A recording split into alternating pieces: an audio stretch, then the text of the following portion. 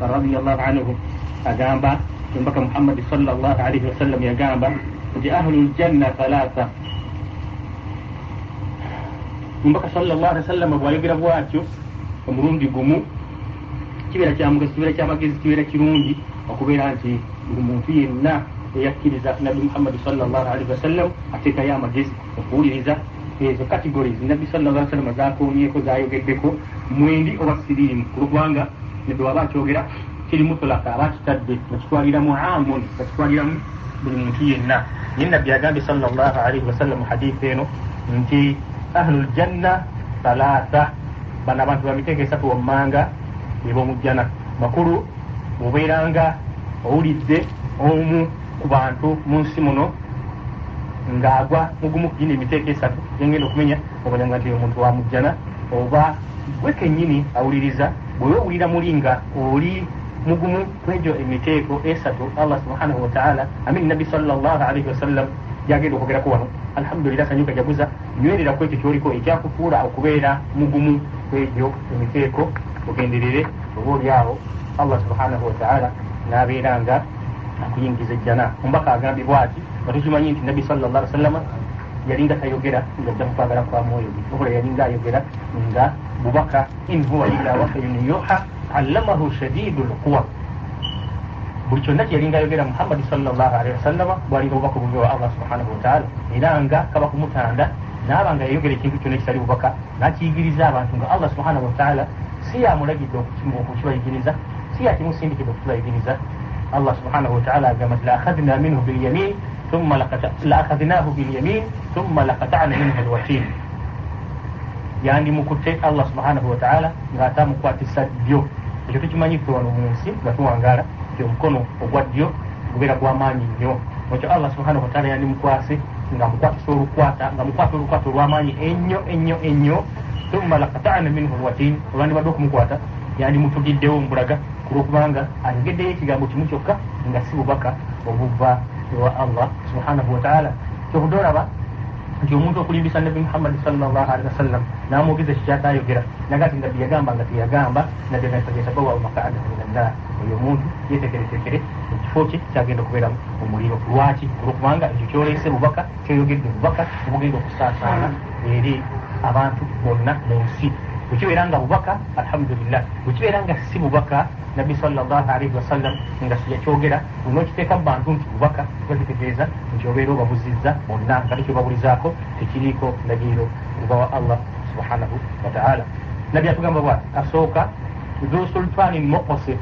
muqsitun ye muqsitin, asooka ye muntu abeera nga mukulembeze naye nga mwenkanyakanya.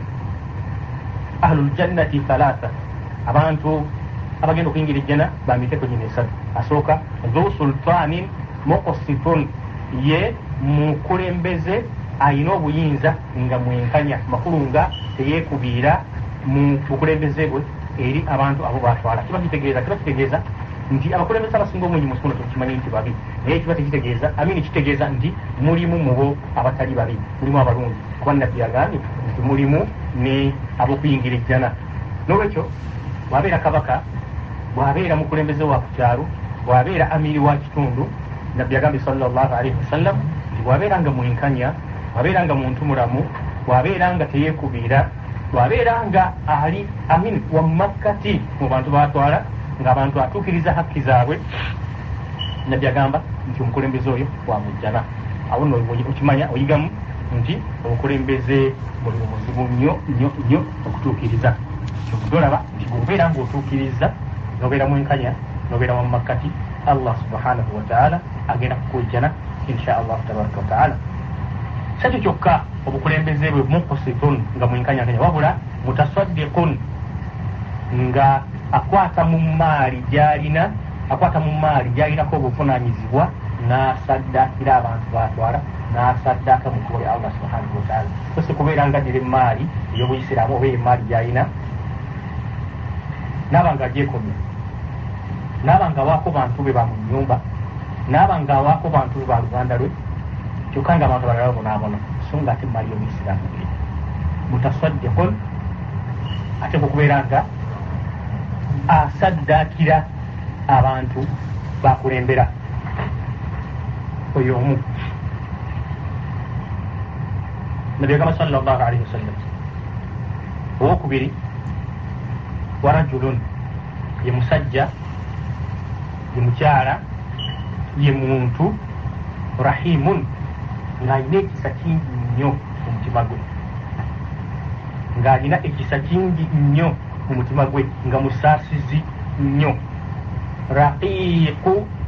alqalbi ng'omutima gwe gwaluwewere amakulu nga omutima gwe mulungi mwanjolokofu likulli dhi quruba wa muslimin eri buli wa luganda lwe yenna n'eri buli musiraamu raqiqul kalbi ng'omutima gwe gwaluwewere ng'omutima gwe mugonvu omutima gwe mwanjulukufu ng'ayamba abantu b'oluganda lwe ab'okumpi ng'ayamba na buli musiraamu yenna nga si mukaluubirivu nga takaluubiriza eri basiraamu takalubiriza basiraamu balala takalubiriza baluganda lwe buli muntu abafunye obuzibu buli muntu abafunye obwetaavu buli muntu yenna abeera yagadde okumulabira agenda bugenzi nabeera nga mulaba era bwe balina obusobozi namuyamba kwekyo kyabeera yeetaaga okumuyamba nabbi nagamba sallallahu alaihi wasallam nti wa afifun mutaafifun zu iyalin era owokusatu ye muntu abeera nga musajja ow'ensa eyeekomako ate nga musajja alina famire ekikulu nnyo nga zu iyalin musajja alina obwetaavu okuyimirizawo famire ye omusajja alina omukyala alina amaka makulu alina omukyala alina abaana oyo musajja nga afifun mutaafifun nga yeekomako nga tasabiriza nga teyeekuza nga mukakkamu nga alwana okulaba nga alafuna okulaba nti ayimirizawo famire ye nga tasabiriza bantu ekirala nga mutaafifun nga wansa nga tayenda makulu nga mukyala we gwalina oba bakyala we balina bamumala nga tawankawanka kubeera nga ayenda erwe nabyaga nti omu kwabo abasatu bwemulabanga oba yegwe mumanya nti insha allahu taala ojja kuyingira ejjana allah wali wakkiriza wa ahlu nnaari ate gino emiteko wammanga etaano jjo gy'abantu bamuliro amagezi gateekeyo nnyo